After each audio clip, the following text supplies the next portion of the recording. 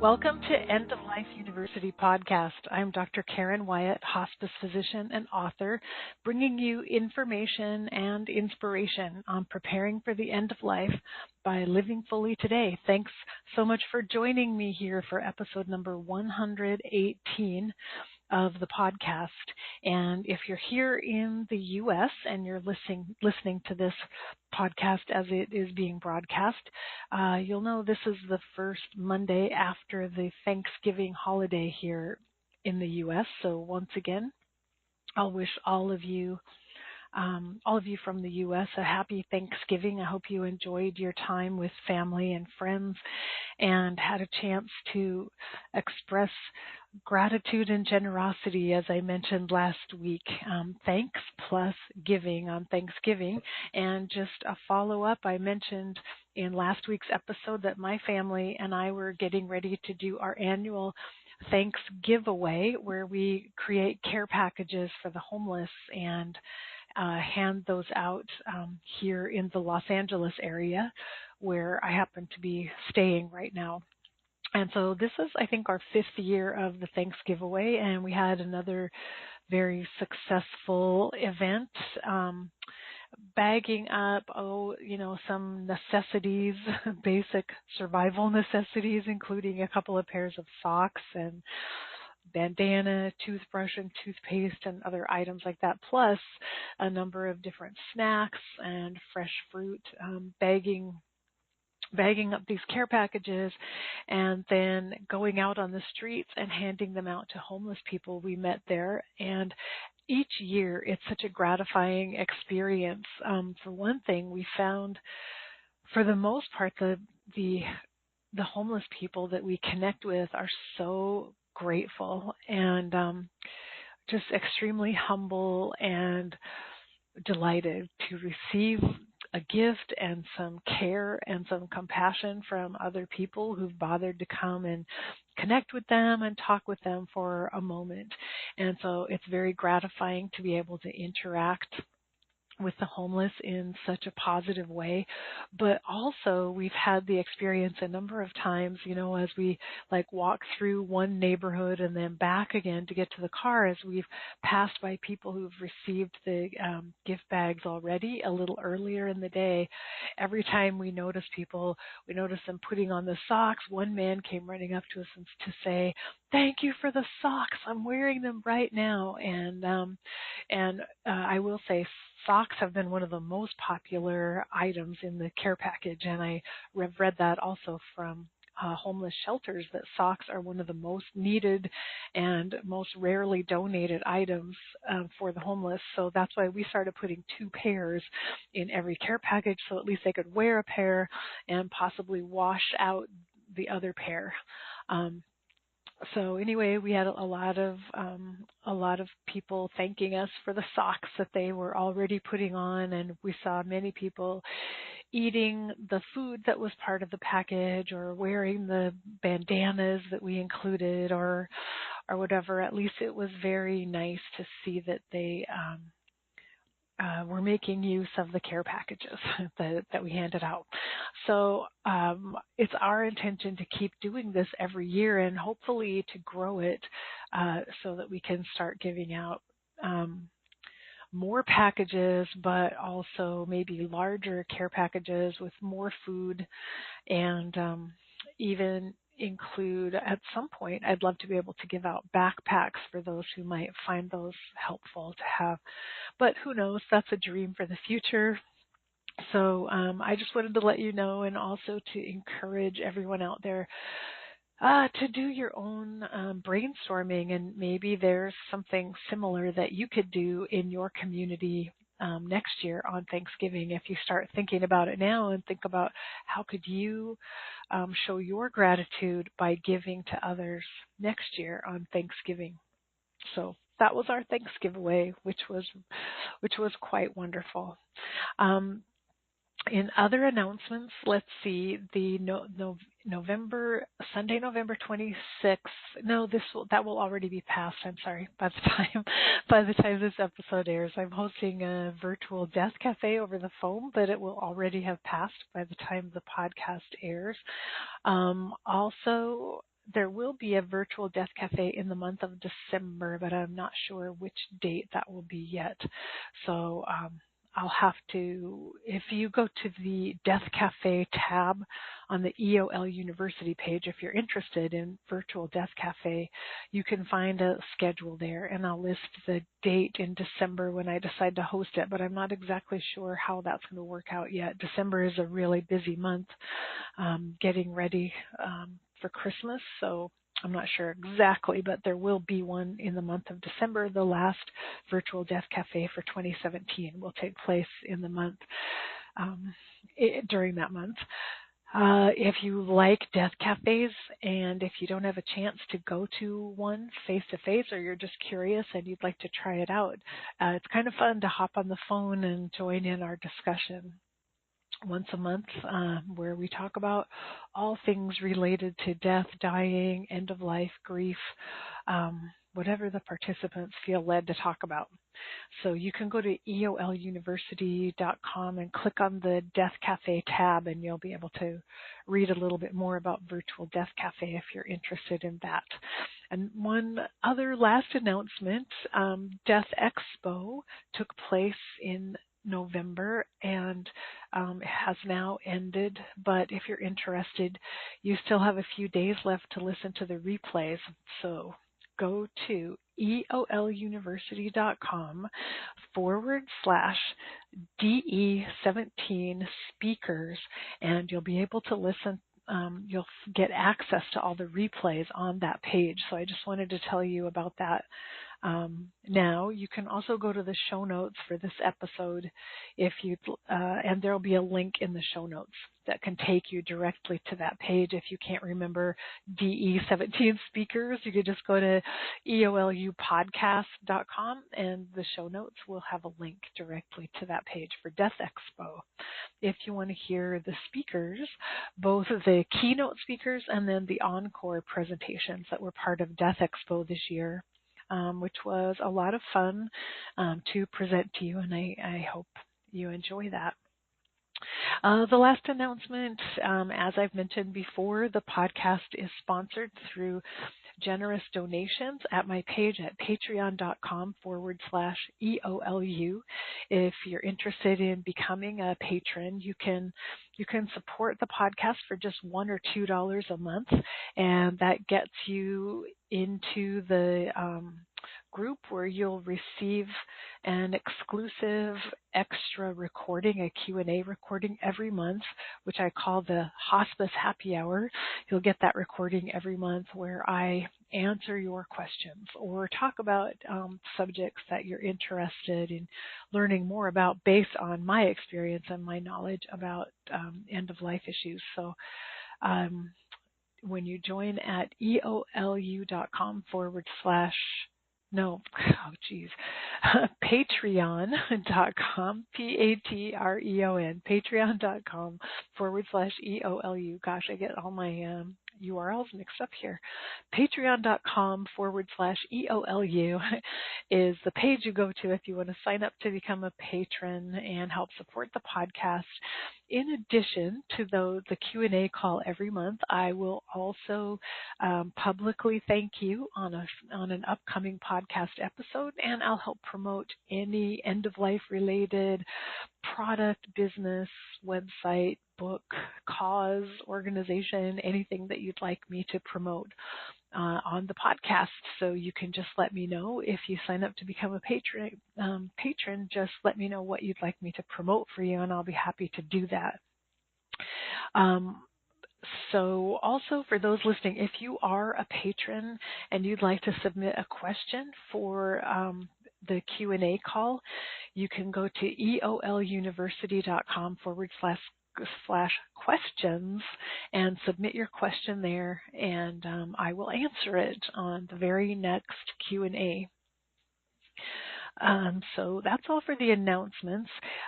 Today, I'm going to talk with you a little bit about travel and grief, and basically my experience with how travel helped me heal and recover from grief.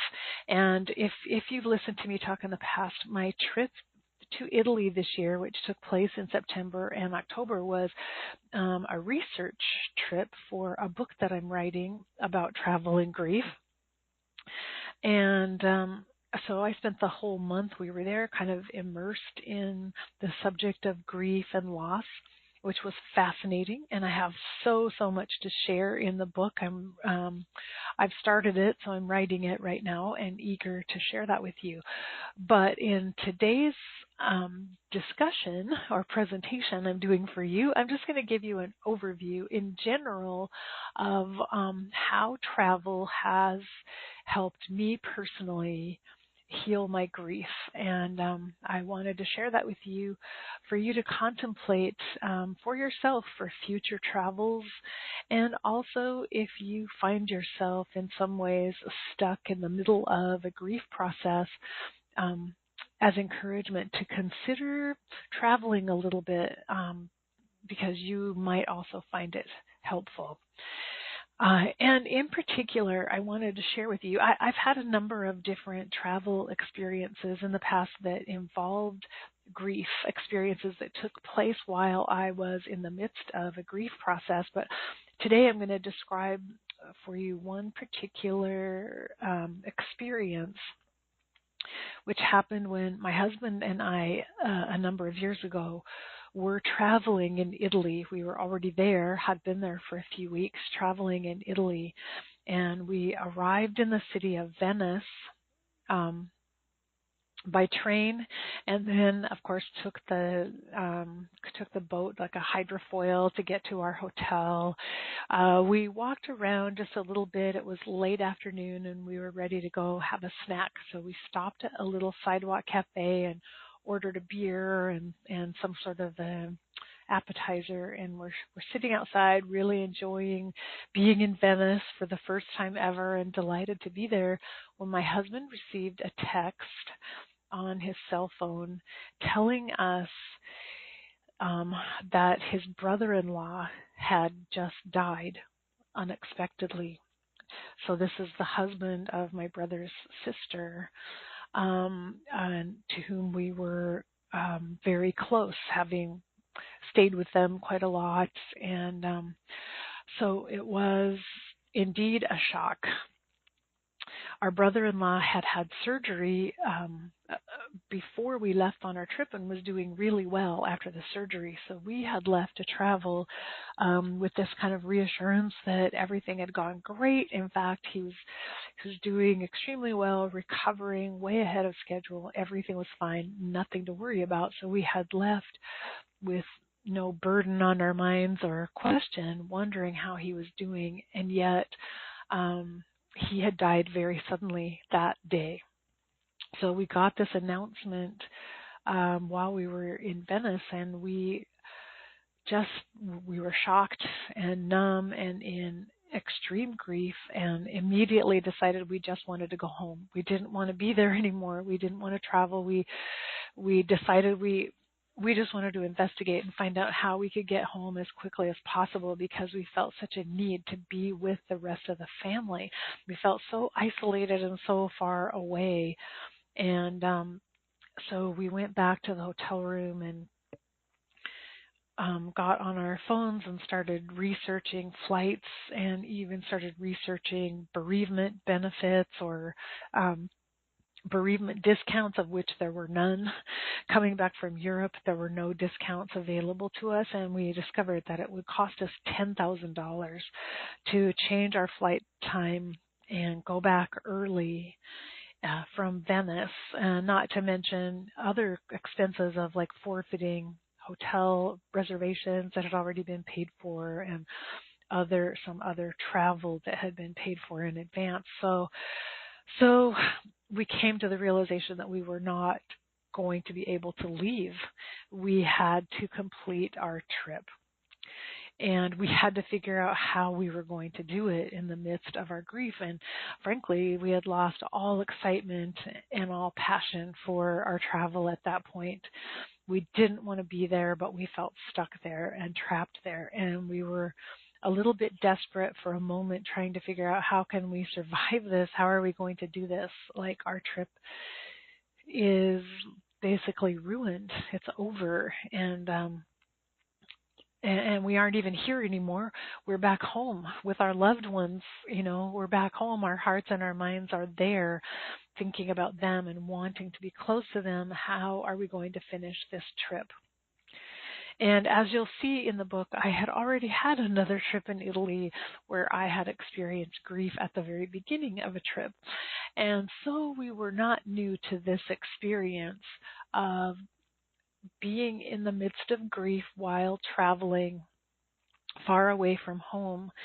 So as we regrouped and got ourselves together again, we realized we just have to find a way to do this. We have to find a way to get through what's going on. And so indeed, as the days unfolded and followed, we found ourselves kind of getting into a groove of actually being in a space of grief, of feeling all of our sadness, carrying all the pain with us, and yet feeling from then on somewhat comforted by being in a foreign country, in a strange place. And I'm going to talk a little more as I share with you some specific points about how that happened and how it helped us. And literally by the time we did get home and did get back to family, we were very much more at peace, and we had found a way to carry our grief within us that was manageable for us. And because we could manage it while we were far away from home, far away from everyone who loved us, and far away from support, it made it easier to manage when we did get back home. And back home, all of the emotions were even more acute as we were surrounded by other people who loved our brother-in-law who had died, but because we had already managed to get by on our trip through Italy, we were better suited and more resilient and more able to tolerate everything that came thereafter once we got back home. So I want to go through some specific points of how traveling and being far away from home was helpful for grief. So first of all, when you're away from home, there is permission to wander. And that turns out to be one of the most comforting things we discovered. We threw away all of our plans, all of our sightseeing plans, I had lists and lists of things we were going to see and going to do. We threw all of it away. Each day we got up and we simply wandered. We just walked. We would feel what direction feels good to us in this moment and go there. And if it felt like now we should turn right, then we turned right. If it felt like we should go straight ahead, we did that. And we just wandered. And we really didn't have a destination in mind. We didn't have a goal in mind. We had no plans, nothing. But there was something very, very helpful about being able to wander. And it's interesting because after this experience, this wandering, aimlessly experience, I was reading Neil Douglas Klotz's book, Prayers of the Cosmos, in which he reinterprets the words of Christ through the Aramaic language that Christ would have spoken. And so one of the things he reinterprets are the Beatitudes, and there is one of the Beatitudes is, "Blessed are those who mourn, for they shall be comforted." And Neil Douglas Klotz points out that the Aramaic word for mourn, to mourn, also means to wander. And so mourning, being in a state of mourning, is equated with wandering. And wandering as we did, without goals and without a plan, turns out to be a very helpful way to allow ourselves to be in the space of mourning, in the space of grief, and feeling all the grief that comes to us, being able to let go of goals and plans, was very helpful to us to just wander and to know that it's okay to wander. It's okay to be wandering aimlessly for a while and to not have a plan. It was very helpful to get into that space as we were feeling our grief. And I think travel away from home and being in a strange place does give us that permission to wander, because at home, where we're familiar with everything, we can't wander as easily. We run into people all the time that we know. We get messages from people who know us, who, the phone rings, we get emails, we get mail, we are less able to wander aimlessly in our own home environment as when we're away and traveling and in an environment where no one knows us and where we don't even know for sure where we are. So wandering aimlessly was quite possible and also quite comforting for us as we were traveling and dealing with our grief. And so the next benefit from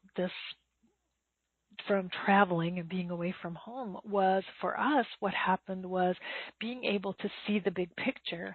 Because we were not in a place where we had to focus on the details, we were not in a place where we could even help with funeral plans or talk to other family members about what was going on, or order flowers, or help write the obituary, or any of those details.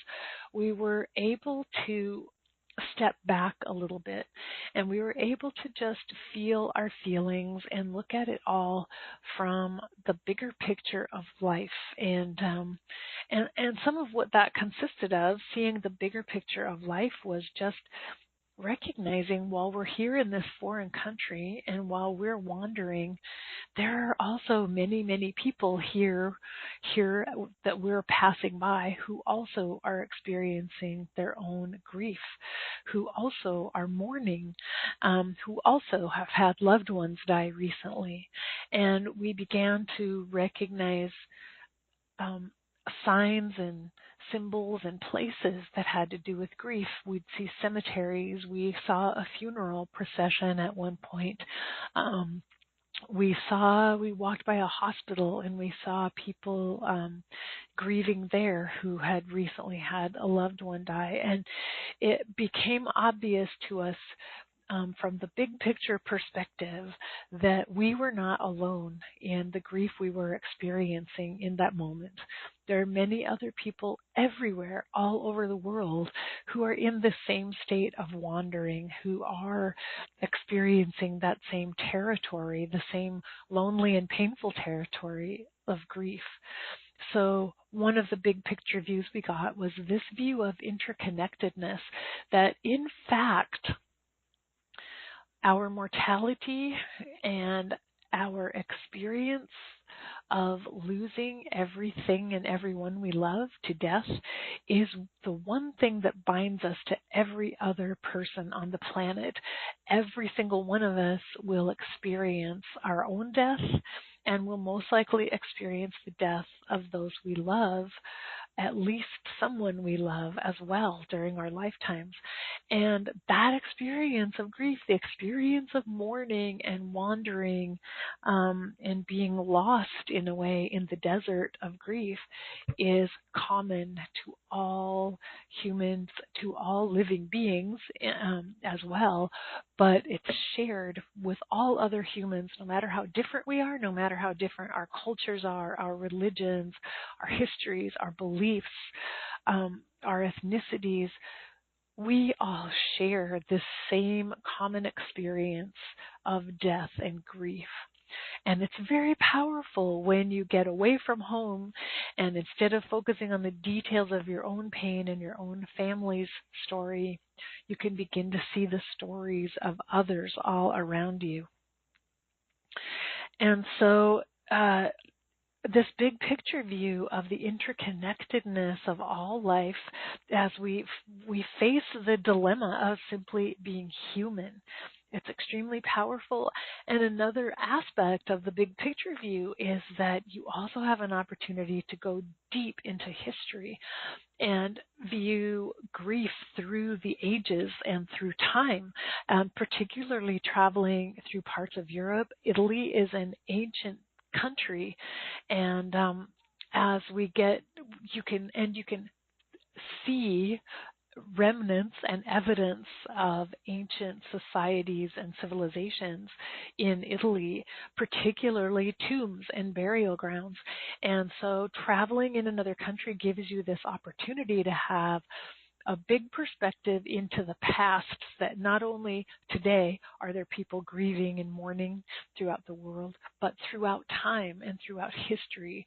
So our experience of grief deepens and broadens in perspective as we take in everyone who's alive on the planet right now, but everyone who's ever existed on this planet who has also experienced grief and death and loss in their own way throughout time. Really powerful as you let yourself contemplate this big, big picture. And while we in our own worlds, in our own lives, are in incredible pain, there's something comforting about knowing that pain has been shared by every other human who has ever existed on this planet. And it is what makes us human. The fact that we can feel pain when someone that we love dies is an essential part of our humanity. And so you get this incredible vision of how much that experience is shared when you're in another country with a history much older than the history of our country, at least the known or the visible history. And so I'm talking about, you can see Roman ruins and Etruscan tombs in Italy that are 2,000 plus years old, and being able to visualize that and see it and feel it and touch it and experience it is what's so profound at taking you back in time through history to feel connected again in the big picture view, to feel connected to everyone who has ever lived on the planet. So the ability to go deep into history is another element that for me was very, very healing of my grief through travel. What I also experienced on this my Italy trip while I was grieving was the ability to really surrender to the grief. And again, I would say, because in this particular travel, there wasn't a lot to distract me from the grief. So we were even staying in a hotel room that didn't have a television. And, we didn't have computers with us. We did have our cell phones, but the distractions that were available to us were all distractions outside that came to us by walking around. But in fact, they didn't distract or detract from the grief we were experiencing. Walking and seeing ancient churches and seeing cemeteries and seeing people was not a distraction from the grief we were feeling. It was actually a container that helped us feel the grief. And so being able to be in that space of grief at all times without anything pulling us out of it and pulling us away and distracting our attention and our focus really allowed us to move into the grief, to just embrace it and then surrender to it, if you know what I mean. And it's a little bit hard for me to describe, but this feeling of, it happened the moment that we recognized there's no way that we're going to be able to go home right now. We're here. We're stuck here. We can't leave. We're here in this other country. We have to be here. And that moment caused us to just surrender, to let go, to kind of give up trying too hard to control our grief or trying to control what happened, to give up to it and just allow it. And just, what the heck, we're here. We're just going to feel all of the pain. We're just going to feel it in every moment. And if we want to cry, we'll cry. And if we want to scream, we'll scream. And if we want to run, we'll run. But we're here. We're surrendered to it. We are allowing grief to take up space within our hearts, within our minds, grief to surround us, we allowed ourselves to become grief during that time as we wandered around through Venice, no less, and wandered really aimlessly, again, without plans, without goals, nothing to distract us. So the interesting thing that happened as we began to surrender to grief and allowed more and more grief to take us over and allowed ourselves to become grief were these fascinating moments of joy that began to happen at the same time. And I really experienced something that I have talked about and written about before. Grief is the other side of joy. Grief and joy go hand in hand. They're two sides of a coin, that if we allow grief to hollow us out inside and allow our pain and suffering to empty us out inside, we're more able to experience joy. And I had talked and written about that because that did happen to me in the process of healing from grief over my dad's suicide death. But to relive that experience, in this case, while we were traveling and in a different country, was really powerful because there were these inexplicable moments of true, genuine joy. Like one day we walked and walked and walked. I swear we walked for hours, and we ended up having no idea where we were or where we were going, or how we ended up there. We came to a park that was right along the coastline and full of these beautiful flowering bushes that had an amazing smell.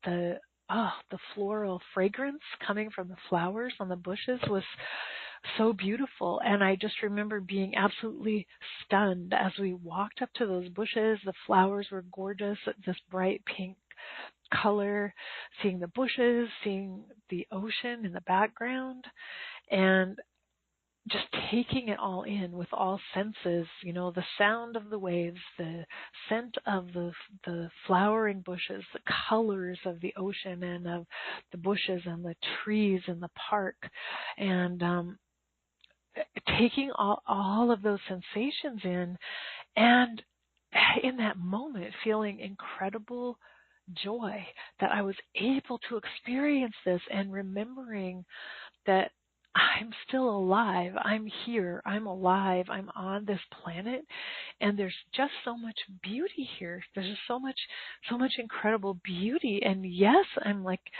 in extremely deep pain, and yet I'm full of pain, and yet I'm empty at the same time, and empty enough to take in all of this beauty and all of this joy. And it was incredible.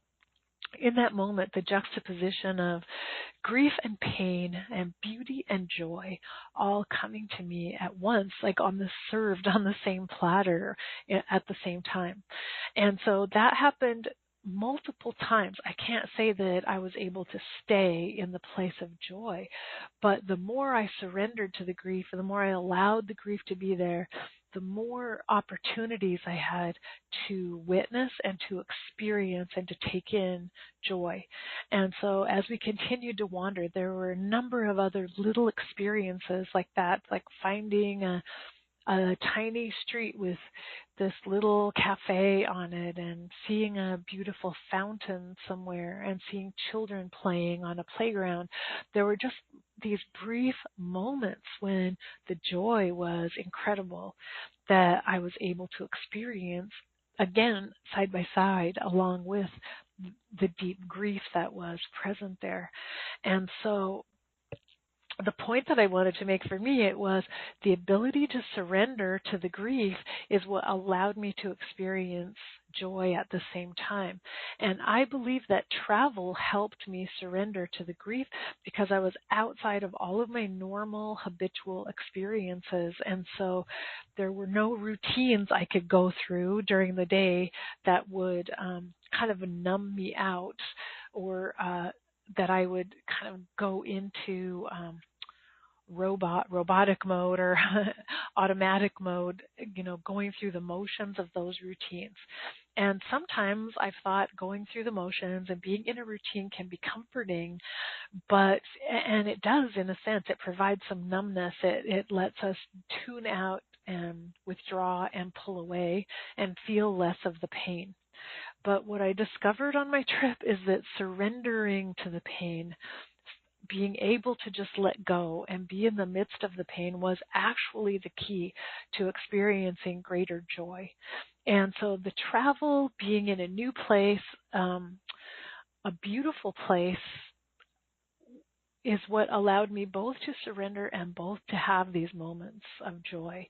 So for me, travel was profound. Being outside what was familiar to me and away from what was comforting to me pushed me harder toward surrender so that I could experience the pain and the joy simultaneously to an even greater degree. And I don't know if that makes sense. Sometimes it's really hard to describe these profound experiences that we have. And so next on my list of things that were helpful to me, how grief really helped me, how travel really helped me during my process of grief, was also beginning to see that while every living thing on this planet is impermanent, every living thing will die ultimately. All of physical life and physical existence will die and fall away, but only love and really the life energy that is contained within this physical shell of living beings, only love and life energy, which actually are really the same thing, will survive. Only love and life energy are eternal and continue on after physical life is gone.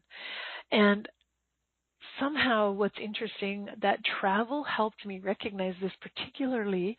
I was wandering aimlessly, able to surrender everything, letting go of all my attachments and my goals, and just being in a place where I had to be. I was stuck. I didn't have a choice to be anywhere else at that moment. So I completely surrendered to it, to the process, and let it happen. It allowed me to see the reality that every living thing, every physical living thing dies, and yet love is permanent, love is forever, and love is eternal.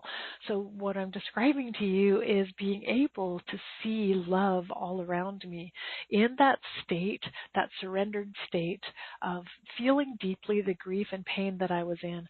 I was able to begin to recognize the presence of love everywhere around me.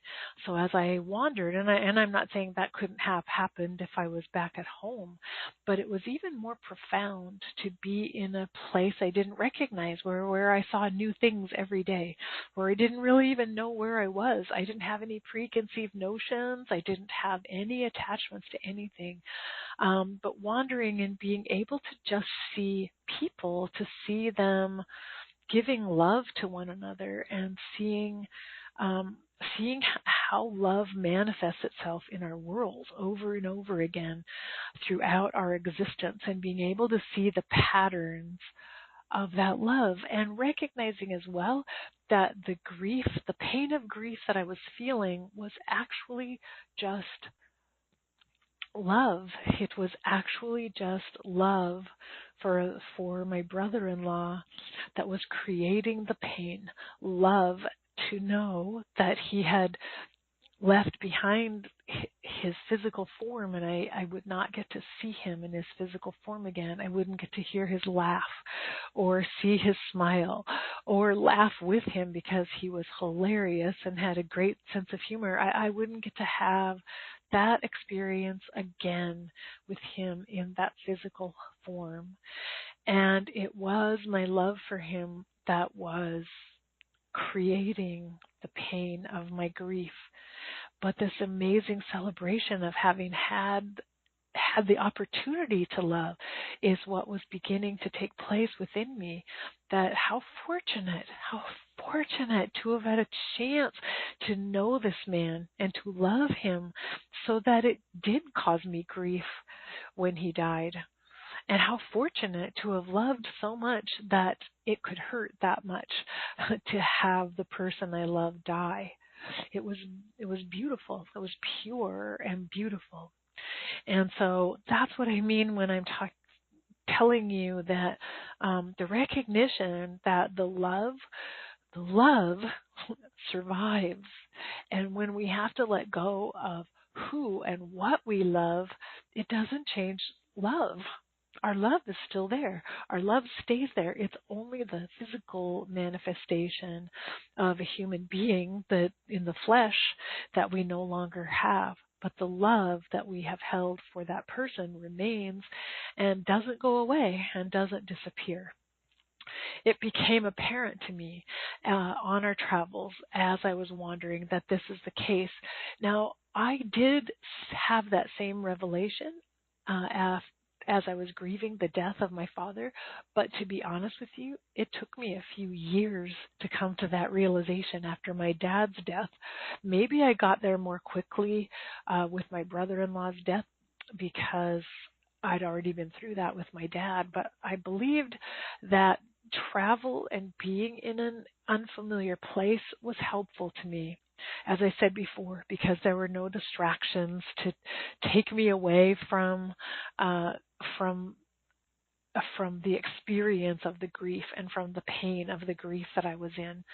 And there were no routines and there were no plans. And so for me, it was a profound realization of this continuation of love, and that the love will always be there. I don't have to let go of any of the love, and that was extremely comforting for me to recognize as we were traveling. And so finally, I think the last benefit that I wanted to talk about today that I received from traveling through my grief was learning how to navigate in unfamiliar territory. And grief itself for most of us is an unfamiliar territory. And so while traveling in Venice during my grief process, where I'd never been before, and it's actually kind of a tricky place to visit because it's very easy to get lost there. So I had to learn to navigate the grief as I learned to navigate around Venice. And what my husband and I did, we basically wandered all day. We just walked, as I said before, kind of intuitively, like it feels like we should go this way. It feels like we should try this street. It feels like we should go across that bridge. And just going wherever, spontaneously, wherever our intuition told us to go, wandering around all day, stopping somewhere to get food if we got hungry or something to drink, wandering into a church if it was open and it looked interesting to us, sitting in a park, visiting a little restaurant or maybe a museum along the way or a shop, whatever felt right to us in the moment, whatever we felt like my heart says I want to do that, we did it during the day. And we wandered until we were so lost that we had absolutely no idea where we were. Each day we did the same thing. We just wandered. Then once we decided we were hopelessly lost, and we were now ready to try to go back to our hotel, to go back home, more or less. Then we took out a map. Then we used the map. We found, markers and milestones where we were and tried to locate our position on the map, and then use the map to navigate our way back home. And there's something just so symbolic about that idea of being lost, being aimless, wandering, and then knowing when it's the right time to return home, and having a tool like a map to help us find our way back home. And so for me, that's just profound symbolism that once we've been through a grief experience, we learn a lot about how to navigate it, how to navigate that unknown territory, and how to find our way back to what is familiar to us, and how to find our way back home. And so just as I did literally in Venice, using a map to find my way, slowly by slowly, one little street at a time, one little bridge at a time, one canal at a time through Venice, slowly, slowly, we found our way to something that we had seen before, that was familiar, that reminded us this is the right way. Now we need to go here. Next, we need to go there. And so, for me, in travel, this literal experience of figuring out how to navigate and find my way home was very synonymous with the emotional experience of finding my way back to peace and back to comfort again, through the grieving process. So allowing myself to wander aimlessly, and then learning how to navigate to get myself back home when it was time to come home. So I love that metaphor. I think it's really beautiful. And travel provided me with the chance to actually live that metaphor in the flesh and actually do that process, the wandering and the returning home again and navigating home.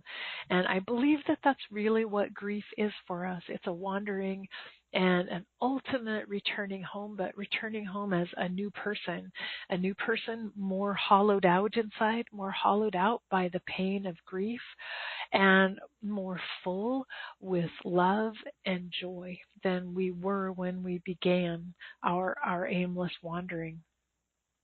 So this experience on my trip in Venice of the wandering and the returning home kind of sums up the whole process for me of how travel and being in an unfamiliar place really helped me with my grief process. In many ways, I would say it accelerated my navigation through the grief, because I was in a place where no one else really cared what I was going through. No one else tried to interfere. No one else tried to help me. It didn't matter to anyone else. I was just there with my own experience and my own process on my own path, getting through that journey. It made me see the value of for each of us, our own unique process of how we grieve, how we journey through grief. And being in a space where I was totally free to grieve in any way I wanted to was very helpful to me. And so that's one of the ways in which travel was a benefit, even though initially when we got the news that my brother-in-law had died, it felt devastating. It felt like the worst possible situation to be in. It felt like a disaster. Here we are, so far away from home, so far away from family. We have no one to hug, no one to hold us, no one to empathize with us, no one to cry with, no one to grieve with. And so while we didn't have that small nucleus of family solidarity, the circle of family, we found ourselves in this far greater, far vaster circle of humanity as we were grieving. And it turns out that created a very big but a very safe and supportive container for grief for me. So I wanted to share those thoughts with you. I know it's a little abstract in a way as I'm describing my own process of grief. That's how I think, though. So I hope it makes some sense to you. And I'll just reiterate a little bit.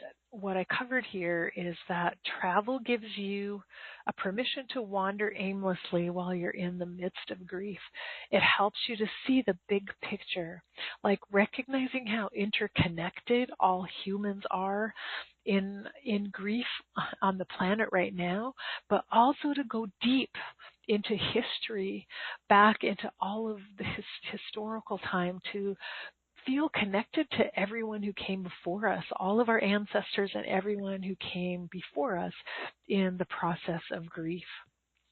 Travel also allows us to surrender fully to grief. There's no other choice really.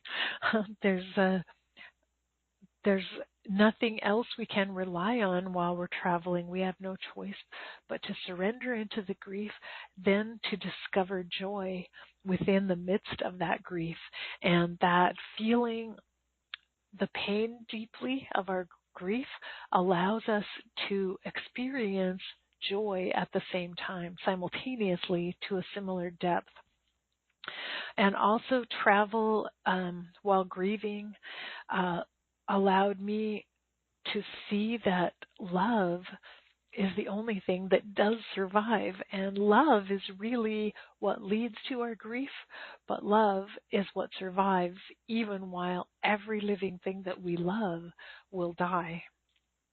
And then to learn to navigate unfamiliar territory and find our way home again, a valuable tool and a valuable skill, because ultimately the unfamiliar territory that each of us will face one day is the territory of our own dying process. And so as we learn these tools of surrender, of being able to wander without goals and attachments, and being able to cope with the impermanence of life, we're better situated to navigate through our own unfamiliar territory of the dying process when that happens for us. So while each of us are alive and healthy within our physical bodies that are carrying us around on the planet, we're experiencing the grief of the deaths of those we love, but one day it will be our turn to be going through the dying process ourselves. And at that point, having navigated some of the unfamiliar territory of grief, even while we're traveling, will be very helpful to us as we work through our own dying process.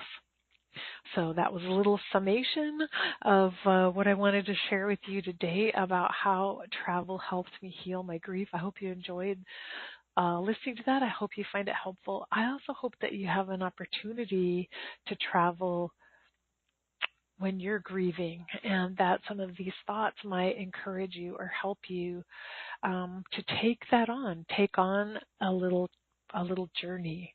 If you do have the opportunity to travel when you're in the midst of your own grief. So thank you so much for joining me today in the podcast. Glad you were here for this topic. Remember that there'll be a new episode every Monday, so you can tune in every Monday to hear the latest podcast. Remember, you can go to patreon.com/EOLU if you'd like to become a patron and support the podcast. But also go to eolupodcast.com if you want to view the show notes for this episode and find links to any of the site websites that I mentioned up above. You'll be able to find links at the show notes, eolupodcast.com. Look for episode number 118. So with that said, also remember to subscribe to the podcast on iTunes and then leave a review on iTunes. That's very helpful if you're willing to do it. If you enjoy the content, if you'd like to see it shared with more people, please consider leaving a review. It's very helpful in terms of iTunes being willing to suggest the podcast to other people who are searching for content like this. So I appreciate your help very much. Well, if you tune in next week, I'll see you then. And until then, remember to face your fear. Be ready for whatever life brings your way, and remember to love your life no matter what it consists of. Be sure to love every moment. See you next week. Goodbye.